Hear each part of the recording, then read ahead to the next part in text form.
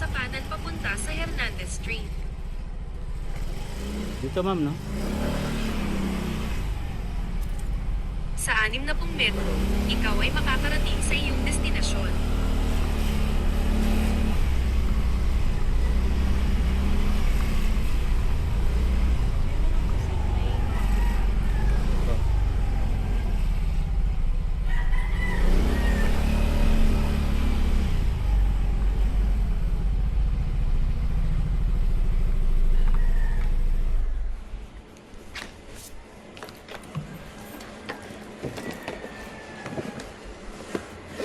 Thank you po.